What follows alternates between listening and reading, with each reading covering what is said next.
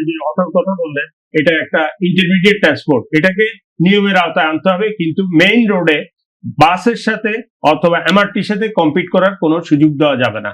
বাসের লাইনে বাস চলবে, এখানে মেইন আটারিগুলিতে বাসকে চলতে দিতে হবে, এমআরটি চালু হবে, বিআরটি চালু হবে। এরা ইন্টারমিডিয়েট ট্রান্সপোর্ট হিসেবে ভিতরের রাস্তা থেকে আপনাকে এমআরটি বিআরটি পর্যন্ত পৌঁছানোর দায়িত্ব পালন করবে। তাকে রেজিস্ট্রেশনে আওতায় আনতে হবে এবং অবৈধগুলিকে তুলে দিতে হবে।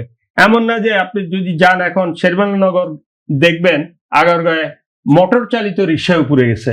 তো এটা কি আইন শৃঙ্খলা বাহিনী এগুলি দেখতে পারে না? বিআরটি এগুলি দেখে না? এটা তো মেইনলি আইন শৃঙ্খলা বাহিনীর দায়িত্বের আওতায় পড়ে।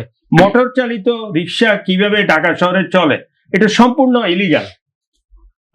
আমরা জানেন যে 2000 মেগাওয়াট বিদ্যুৎ ব্যবহার করে কারা?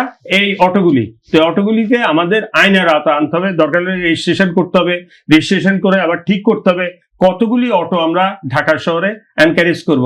আমরা কি এই সংখ্যা 1 লাখে নির্ধারণ করব, না 2 লাখে করব, না 50,000-এ করব? এগুলি ইন্টারমিডিয়েট প্যারাট্রানজিট বলে, ইন্টারমিডিয়েট ট্রান্সপোর্ট হিসেবে কাজ করবে। আপনাকে বাড়ি থেকে বিআরটি পর্যন্ত অথবা এমআরটি পর্যন্ত পৌঁছাবে।